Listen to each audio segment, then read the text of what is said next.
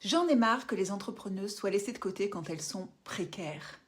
Quand on est entrepreneuse et qu'on manque de sécurité financière, on est souvent très seul. Il n'y a aucune aide et quand on cherche des solutions, on tombe souvent sur des formations ou des discours qui ne répondent pas à nos vraies urgences. Les vraies questions, ce ne sont pas comment vendre très cher ou comment construire ma marque. Les vraies questions, c'est comment je sécurise mes revenus, comment je trouve mes prochains clients sans avoir à m'épuiser et comment je peux respirer un peu mentalement. Dans cette vidéo, je ne vais pas te vendre du rêve, je veux surtout mettre des mots sur ce que vivent beaucoup d'entrepreneuses et t'ouvrir des pistes concrètes pour te sécuriser toi aussi sans te rajouter de pression. La première problématique que rencontrent les femmes entrepreneuses précaires, c'est l'isolement. On n'a personne à qui parler de nos peurs. C'est compliqué d'avoir un entourage qui comprend ce qu'on vit au quotidien. Si tu n'as pas un réseau accessible autour de toi, tu restes seul avec tes problématiques. Et finalement, il y a tellement de choses que tu pourrais faire que tu es complètement perdu. Tu ne sais même pas par quoi commencer et ce qui est fait pour toi. Parfois aussi, quand on est précaire, on peut ressentir de la honte de ne pas réussir assez vite. Alors, pas de stress, hein. Moi, tu vois, j'ai mis 17 ans. Et cependant, je déteste cette croyance malsaine qui nous fait croire qu'il faut 3 ans pour vivre de son business. En 3 mois, j'avais un SMIC récurrent pour mes 2 derniers business ces 3 dernières années. Donc c'est possible, en fait, c'est la loi de Parkinson. Plus tu te mets une deadline longue, plus tu prends ce temps-là pour avoir ces résultats. Donc effectivement, si tu te dis qu'il te faut 3 ans pour gagner ta vie en tant qu'entrepreneuse, tu mettras 3 ans. Par contre, si tu te dis qu'il ne faut que 3 mois, tu peux réellement en 3 mois vivre de ton business. Je te dis pas que c'est facile, je te dis que c'est faisable. Ce qui est compliqué aussi quand on est femme, entrepreneuse et précaire, quand on est isolé, c'est que du coup, on n'a pas d'exemple autour de soi de personnes qui réussissent. Je ne sais pas si tu le sais, mais on est la moyenne des 5 personnes qui nous entourent. Et si autour de toi, personne n'entreprend ou personne ne réussit dans l'entrepreneuriat, ça va être compliqué pour toi d'avancer. En ce qui me concerne, ces 5 personnes-là, je les ai trouvées sur Internet, je les ai trouvées sur YouTube. Donc ce ne sont pas forcément des personnes physiques. Tu peux aussi avoir des mentors, femmes ou hommes, sur Internet, en digital, en live. Une autre problématique que l'on connaît quand on est entrepreneuse précaire, que l'on connaît ou en tout cas dont on devrait avoir conscience, c'est nos croyances limitantes, notamment sur l'argent.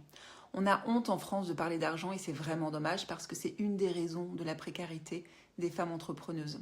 D'ailleurs, je ne te l'ai pas cité, mais tu sais qu'il y a 80% de précarité dans l'entrepreneuriat féminin. Alors, ce n'est pas un chiffre qui est placardé partout, hein.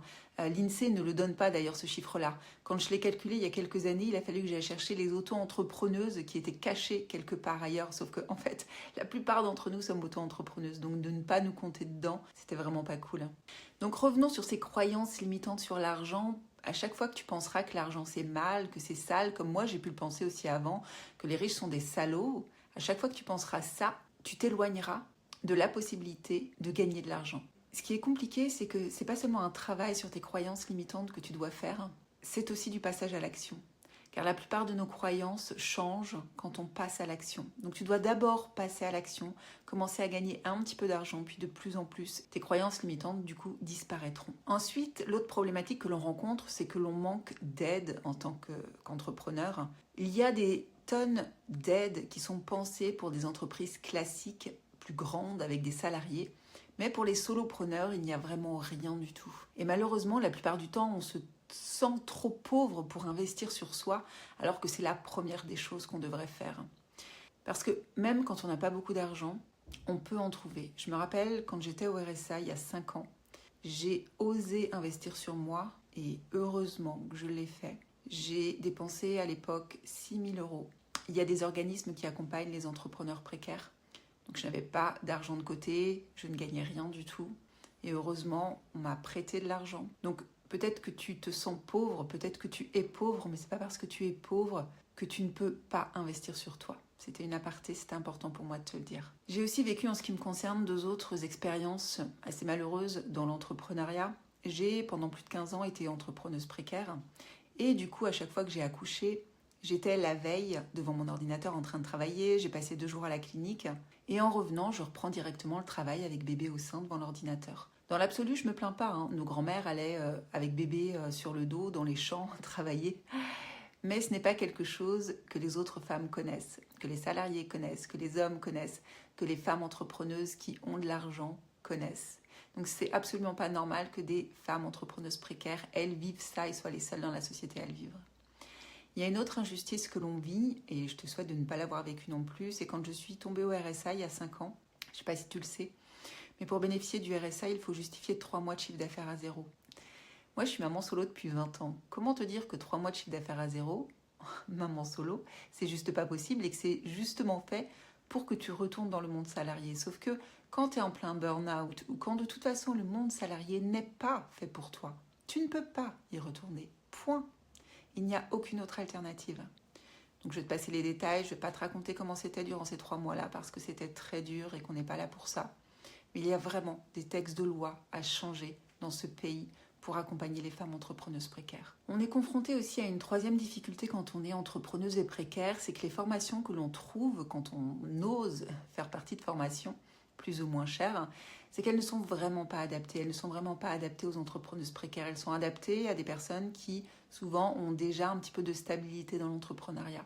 Alors que quand on est précaire, il y a une seule et unique chose que l'on devrait faire et que rares sont les personnes à nous accompagner à faire. Ainsi, la plupart du temps, les formations qu'on rencontre sont beaucoup trop théoriques. Il n'y a absolument pas de mise en pratique ou pas suffisamment. D'ailleurs, il y a un truc que je trouve aberrant. C'est qu'une des seules stratégies marketing qu'on nous enseigne sur Internet, c'est faire des posts sur les réseaux sociaux. Et figurez-vous que parmi la multitude des stratégies marketing qui existent, c'est, en tout cas pour moi, la pire qui soit. Pourquoi ? Parce que c'est la seule qui va te mettre des mois et des mois, voire des années avant de t'apporter des résultats. Et si tu es précaire, tu n'as pas le temps. C'est absolument pas la stratégie marketing qui est faite pour toi. Tu n'as pas le temps d'attendre. Tu dois avoir des clients rapidement. Donc dans l'idéal, ce qu'il faudrait, c'est nous apprendre toutes les stratégies marketing qui existent pour qu'on puisse choisir celle qui est la mieux pour nous. Je te spoil un petit peu, mais c'est ce qu'on fait dans notre réseau. Dans la même veine, il y a quelque chose qu'on ne nous apprend jamais alors que c'est crucial quand on est entrepreneur et encore plus quand on est entrepreneur précaire. C'est le modèle économique. Je t'explique. En fait, la plupart du temps, quand tu es à ton compte, tu factures à l'heure ou au forfait. Ça, c'est un modèle économique. La problématique, c'est que c'est le pire modèle économique de tous puisque tu es plafonné. Il n'y a que 24 heures dans une journée. Tu ne pourras jamais en facturer 25. Il existe une trentaine de modèles économiques différents et certains peuvent t'apporter énormément de sécurité. La problématique, c'est que là, idem, le seul modèle économique qu'on t'apprend sur Internet, c'est le modèle du high ticket, c'est vendre tes offres super chères. Sauf que c'est super compliqué d'avoir une offre super chère quand on a des croyances limitantes sur l'argent qui sont déplorables et quand en plus on ne prospecte pas. Parce que ça, c'est quelque chose que je ne t'ai pas encore partagé, mais 95% des femmes entrepreneuses ne prospectent jamais. Donc, bien entendu que c'est beaucoup plus compliqué pour elles. Donc, si tu ne prospectes pas, choisis un modèle économique où tu n'as pas besoin de prospecter tout le temps. Si tu factures à l'heure ou au forfait, tu es obligé de prospecter pour avoir des nouveaux clients. Si tu fais du high ticket, tu es obligé de prospecter pour avoir des nouveaux clients. Par contre, il y a des modèles économiques qui peuvent t'accompagner sans que tu sois obligé de prospecter tout le temps. Donc, c'est vraiment ce que je reproche à la majorité des formations qui existent. Elles ne sont vraiment pas orientées sécurité. On a besoin, nous les femmes, de beaucoup plus de sécurité. Pourquoi ? Parce que ça fait que 2 générations qu'on a un compte en banque. On le sait, les femmes sont plus précaires que les hommes. Donc bien sûr qu'elles recherchent de la sécurité, de la stabilité. Et le rôle d'un entrepreneur, c'est d'être autonome, c'est d'avoir le contrôle de l'argent qui rentre. Tu ne dois pas devoir compter sur ton mari, ton conjoint, ton ou ta conjointe ou sur l'État. Tu devrais pouvoir ne compter que sur toi. Mais pour ça, il faut qu'on t'en ait donné les moyens. Il faut qu'on t'en ait donné le mindset, il faut qu'on t'ait donné les compétences pour cela. Et du coup, on va passer à la dernière partie, ce que les entrepreneuses précaires, du coup, ont réellement besoin. Je viens de te parler de la précarité et de la souffrance et de la prospection que peuvent ressentir toutes les femmes qui ne savent pas comment faire et qui, du coup, sont dans une espèce de rat race tous les mois à courir après l'argent pour essayer de payer à manger à leurs enfants quand elles sont mamans solo comme moi, pour juste essayer d'exister en tant qu'entrepreneuse, même si elles sont en couple. La première des choses qu'il faut pour les femmes entrepreneuses précaires, c'est diminuer cette charge mentale. J'ai une cliente qui me parlait d'une paix de l'âme qu'elle a pu trouver. C'est super important, cette paix de l'âme et cette charge mentale en moins que tu vas pouvoir avoir si tu fais les bonnes choses et dans l'ordre. Car pour l'instant, tu as une énorme charge de travail et pas assez de revenus. Il va falloir inverser ce ratio, avoir de plus gros revenus et baisser ta charge de travail. Ensuite, ce qu'il va falloir que tu fasses, c'est de décider de ton minimum mensuel. Combien de chiffre d'affaires tu veux avoir tous les mois. Ça se définit par deux choses. D'abord, par le choix de ton modèle économique. Pour te refaire une image, un modèle économique, c'est une île comme la destination dans laquelle tu veux partir en vacances, d'accord ? Donc tu peux choisir d'aller faire du all-inclusive ou tu peux choisir d'aller randonner et camper tous les jours. Tu décides de ta destination. Choisir son modèle économique, c'est choisir sa destination. C'est ce qu'il y a de plus important. Tu dois commencer par ça, car c'est lui qui va te sécuriser. Une fois que tu as choisi ta destination de vacances, ton île, ton modèle économique, tu vas choisir comment y aller. Et c'est exactement comme dans la vraie vie, quand tu décides de ta destination de vacances, ensuite tu te demandes s'il faut que tu ailles en bateau, en voiture, en avion. Donc là, c'est exactement pareil. Sur ton île, tu vas décider d'y aller à la nage, sur une planche, sur un bateau à voile ou un moteur. Et ça, ce véhicule, c'est la stratégie marketing que tu vas choisir. Donc ça vient dans un deuxième temps. Et là, comme je te l'ai expliqué plus haut, c'est pareil. Il y a des stratégies marketing qui vont être rentables très rapidement et des stratégies marketing qui vont mettre des mois et des mois et des mois avant de t'apporter des résultats. Quand on est entrepreneuse précaire, le problème, c'est pas qu'on ne travaille pas assez, j'imagine que tu vas me le confirmer. Le problème, c'est qu'on a un modèle économique qui nous oblige à prospecter toute l'année pour survivre. Et tant que ton modèle repose uniquement sur « je trouve une cliente » ou un client, je suis payée et je suis obligée de repartir à zéro, il n'y a pas de sécurité possible. Donc la première vraie étape, c'est pas de gagner plus, c'est de sécuriser un revenu récurrent minimal qui te permet de respirer. Un revenu récurrent minimal, c'est pas une technique marketing, on n'est pas rendu là. C'est ce qui te permet de diminuer ta charge mentale. Plus il grandit, plus il t'apporte un sentiment de paix. C'est donc créer une base de clients qui te font confiance sur la durée, pas juste une seule fois. C'est décider à l'avance de ce que tu vas toucher à la fin du mois. C'est t'accompagner longtemps plutôt que de convaincre tout le temps. Et c'est surtout ça qui te sécurise financièrement de janvier à décembre.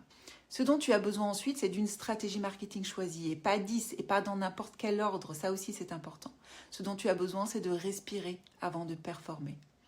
Si tu regardes cette vidéo, que tu te dis enfin quelqu'un qui me comprend, enfin quelqu'un qui parle de ce que je vis vraiment, alors je veux que tu saches que tu n'as absolument rien raté. Tu évolues simplement dans un système, un pays qui n'est pas pensé pour les entrepreneuses en situation de précarité. La sécurité financière, ce n'est pas un luxe, c'est une base. Et tant que ton modèle économique t'oblige à prospecter toute l'année pour survivre, il est normal que tu te sentes fatigué, stressé ou découragé.